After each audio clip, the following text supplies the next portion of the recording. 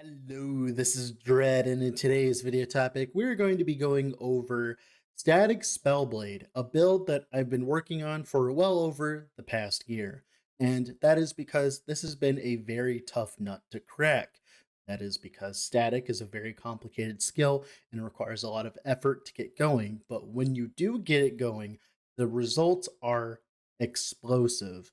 So, Static is an instant cast lightning spell skill, and essentially it will do more damage per charge that you have when you use it. So, for instance, if you have 200 charges, you have 4% more damage per charge. So that's 800% more damage to your static. So, this replaces all of your multiplicative modifiers inside the tree.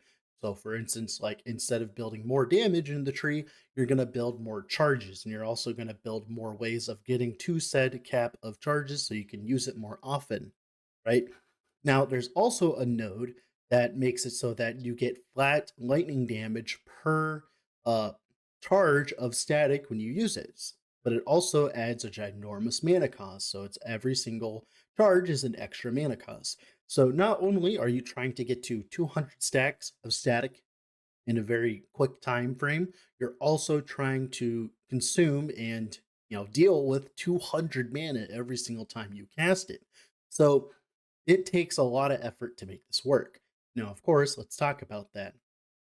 Now, over the last year, I was utilizing a unique called a Battle Mage's Endeavor, right? There's a very specific reason why we were using this. I had one with like tier 6 attack speed and it was pretty good. Now, the main reason we use something like this is because static has a node inside of it that states if you have static charge recently, if you've used it recently, you gain 3 charges per crit in the past, few seconds.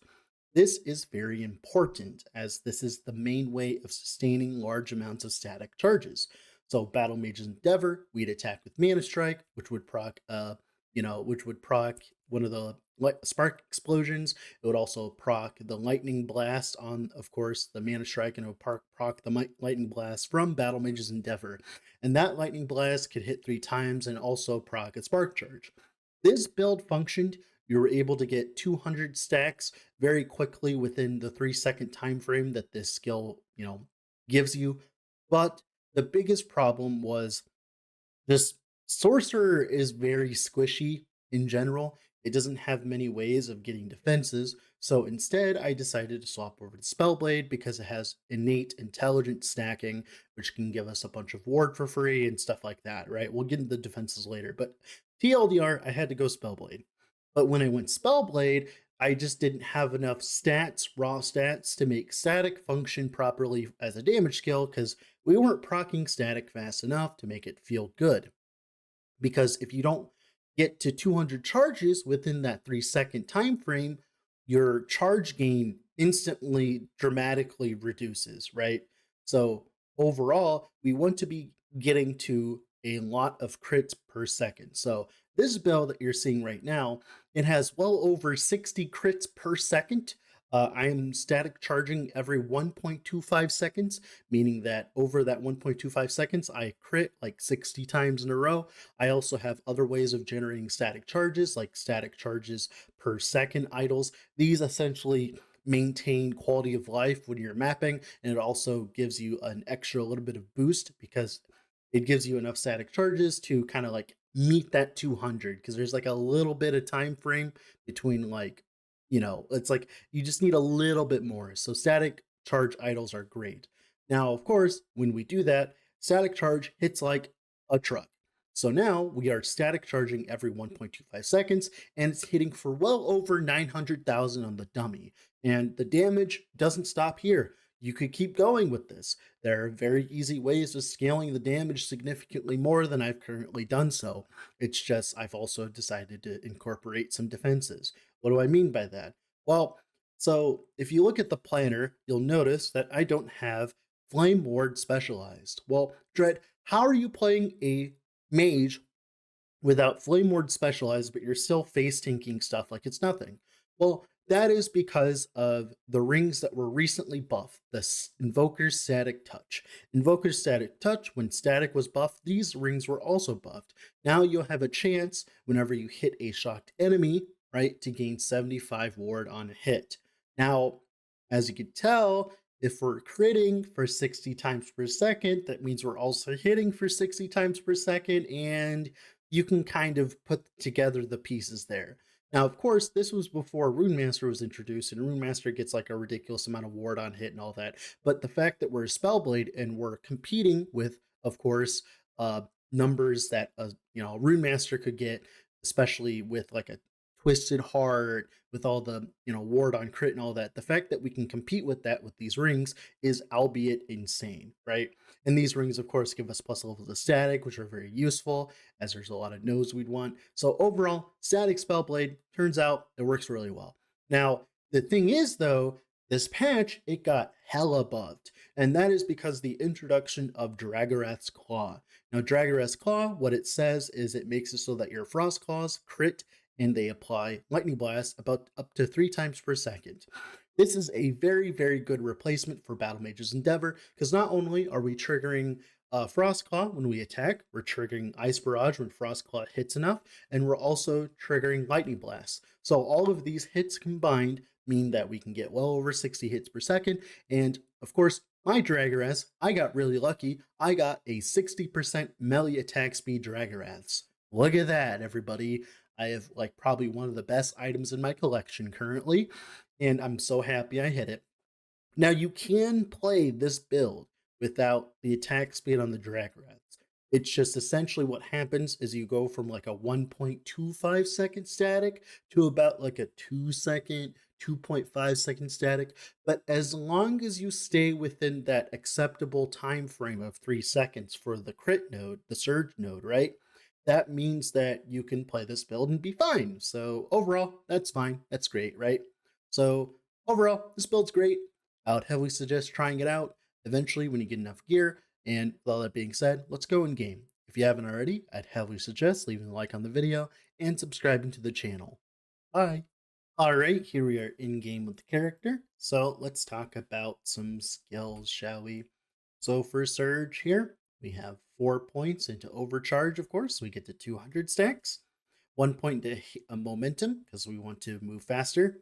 2 points into Reach. We really want that range. This allows Static to hit the whole screen instead of just hitting a small part of the screen.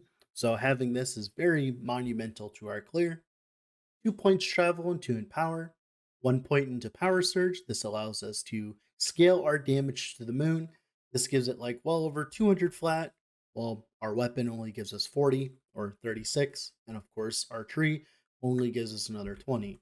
So we actually only have 60 flat versus the 260 that Static normally has. This is one of the main reasons why Static is even playable without more damage modifiers in its tree.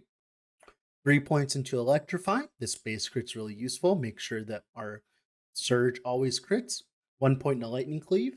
We want to get as many extra enemies as possible, because the more extra enemies we get, the better our clear gets, because guess what? It doesn't matter if you have infinite damage if your stuff doesn't hit the target. Then, of course, Surge. This is the node that makes the whole build function. This essentially allows us to play the build and actually have fun with it. If this node was not the way it is currently, this build would not exist. Then 2 points travel into Reverberation, 2 points travel into Insulation, although once you start getting plus levels to Surge, this ends up being really good, as you get a lot of free ward per charge, right? Because you're consuming 200 charges every second. So that's about 200 ward per second, which is great. Then, of course, eventually 3 points into Forked Lightning so that Discharge hits more enemies. Then, of course, Kickstart. We require this so that the cooldown is reset at maximum charges. This is the main reason why we really need Surge to proc our Kickstart and to constantly get to 200 charges and constantly refurbish it, which is great. Now, for other skills, our Mana Strike. This is very specific, so you need to pay attention. We grab Mana Storm because we want the extra hit with, Mana Strike. Spark charges for extra hits, of course, and also ends up making our clear pretty good even if we don't have static up, which is great. Then, of course, critical rejuvenation, because our Mana Strike is on a spell. so we need a little bit more base crit, so this helps out. And of course, mana on crit is really good. The mana gained as well is really good. And then eventually, Rune Sap. Rune Sap helps a lot because this gives you about well over 100 to 200% increased damage, which is wonderful, right? And overall, it's Mana Strike. And of course, we talk about Frostclaw. Frostclaw has some very specific things we care about. We care about reducing the mana cost, of course, with these nodes. We care about proccing it from our melee attacks.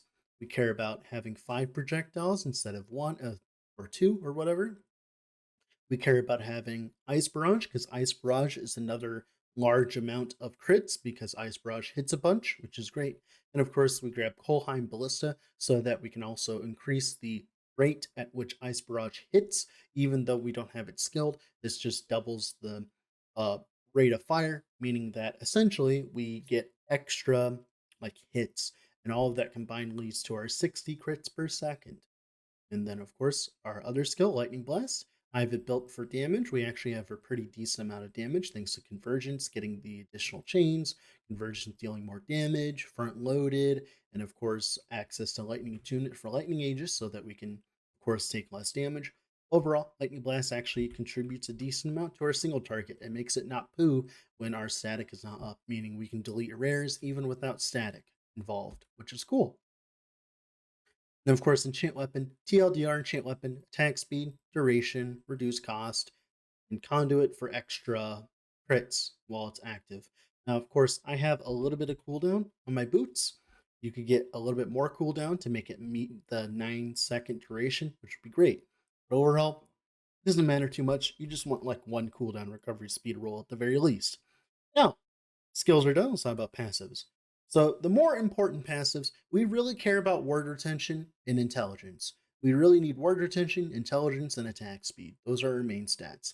Because we're stacking crit chance with our intelligence, meaning that as we build intelligence, we need less and less crit chance.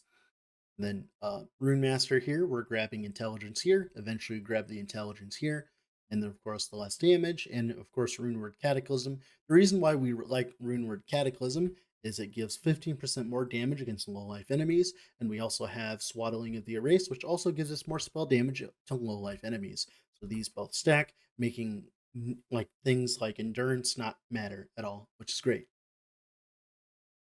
Spellblade here, we have, of course, Arcane Shielding plus Shattered Aegis. This gives us a very large amount of increased armor, which is wonderful. Helps us get to like 50% armor very quickly. We care about Warden's Echo, this elemental burst chance. It's just an extra hit, helps us get to our 60 crits per second. And then, of course, extra hits with our rings. And then eventually we want to fill up Defender of Wilren for the ward retention. Now, of course, attack speed as well is great. The flat damage here. This isn't required. This just makes your clear pretty good because this applies to all your spark charges and all that. This isn't really necessary for discharge, but it is free damage. 10 points to mental fortitude and 5 points to prodigy. All of these points makes it so that we get a large amount of ward per second. As you can tell, we have a decent amount of ward when we're standing still, meaning that whenever we get bumped down to low ward numbers, because guess what? We only get ward when we're in combat because of Invoker Static Touch. It means that we need a decent amount of ward when we're just standing still. And this makes us feel significantly tankier than if we had no ward per second. So this intelligence stacking is the main reason why this build even functions, just so you know. So intelligence equals good. Now, let's talk about idols and blessings. For idols, we mainly care about static charges per second, and then the rest of our idols can be resistance idols, which then you can get rid of resistance everywhere else. On our blessings here, crit multi, of course. We want lightning shred to get the extra pen because it's one thing that we're lacking on static. Pen, crit avoid, of course, armor, and then armor. Eventually, you'd want to upgrade this armor, and that's pretty much it for blessings. Now, for the gearing specifically, sorry, Cat, the gearing specifically, the main item that you need to make this build work is Dragoress Claw. Do you need a crit? Do you need attack speed Dragoress Claw? No, you do not. Is an attack speed Dragoress Claw really nice? Yes, it is, but you don't technically need attack speed on it. But if you do not, I would heavily suggest having a pair of gloves with a lot of attack speed on them. And same thing with like all your other gear. Make sure you have the Jade Amulet. Essentially, if you don't have this, you need to have everything else, right, to make this build function. Because, like I said, if you do not reach 200 charges within 3 seconds, your charge gain goes down the toilet. So you need to at least be staticking every like 3 seconds. And if you're staticking even faster than that, then that's great. I static, like I said, 1.25 seconds, but you could play this build and be at like 2 charges per second or whatever. So make sure you have some like a little bit of attack speed here or there, right? I'm at 115. I would say like 80%, like 80% would be good enough, but you definitely want as much as possible. So you know. Now, of course, helmet here, Bone Clamor Barbrute. We don't actually need this Crit Avoid probably, but this is nice. The only reason we're using this is intelligence and also capture necrotic and also gives us a bunch of armor. It gives us a very large portion of our flat armor, which then we can scale with the rest of our gear. You don't actually scale the ward per second that much, but 30 ward per second is 30 ward per second, right? Who cares? And for the amulet, of course, the Jade Amulet, spell damage, spell crit, you do need to have access to one shred modifier, whether it be on your gloves or on your amulet or on the suffix of your Dragoraths. You need at least one shred. It doesn't matter what tier it is, you just need one because you hit that much, right? I'm actually a little bit overkill on critical strike chance, so this could be crit multi. Our chest here, lightning crit multi, +1 to mana strike, intelligence, and armor. This is a really good base because these are more crit multi. Eventually, you'd want a better chest with better stats on it. But getting armor is really good because that's one of the main ways of getting a bunch of DR when you are building ward. And of course, the intelligence stacking is great for ward retention and the intelligence. So overall, it's really good. Now, for a catalyst here, a base crit catalyst, you don't actually need that spell crit. You can go for crit multi. I just have it there because it's one of my catalysts, right? My rings here, invoke your static touches. I would say that these are kind of mandatory to make yourself feel really tanky, as of course all these hits mean a lot of ward, right? Having double invoker static touch is really good. And of course, our belt here, Isidore's Tomb Binding, as you can tell, it gives us a very large portion of flat damage and percentage armor, flat armor and percent armor. You could get a better belt using the LP system, but Isidore's is very simple and useful. So Isidore is really strong. Eventually, you get a better rolled one than what I have, but overall, it's great. Then Swaddling of the Erased, I'm using these just because they give me 31% attack speed. You don't have to run these. You can run whatever you want. That gives you a bunch of attack speed. In theory, the best pair of gloves would be a pair of shackles with attack speed on them, but it's like whatever you feel like. I'm just using these because they cap my void res and they give me 31% increased attack and cast speed. It also gives me intelligence and, of course, gives me more damage against all health enemies. These kind of are really good when you have, if you don't need HP, which is great. So you don't actually need these. You just need something with as much attack speed as possible, essentially. Boots here, movement speed, intelligence. You need at least one cooldown recovery speed roll, whether it be on this belt or on your boots. You need at least one so that your enchant weapon gets closer to the 9 second duration that you have on it, because enchant weapon is a very large portion of your attack speed, as you can tell. So you definitely want that to be up as much as possible. And then, of course, intelligence, like the word retention. Overall, this is a very good pair of boots. Then for the relic here, you want crit multi, intelligence, res, and that's pretty much it for the gearing. So, like I said, you need this, you need these, you don't need this, you don't need this, you don't need this, you need this, you need this. Okay? That's essentially what you need to make this build function. Now, of course, like I said, this build could function beforehand, especially because of just how Lightning Blast does that much damage, where you don't actually need static if you don't need static, right? But that's fine. But with all that being said, this has been Dread, off to go work on something else. Bye.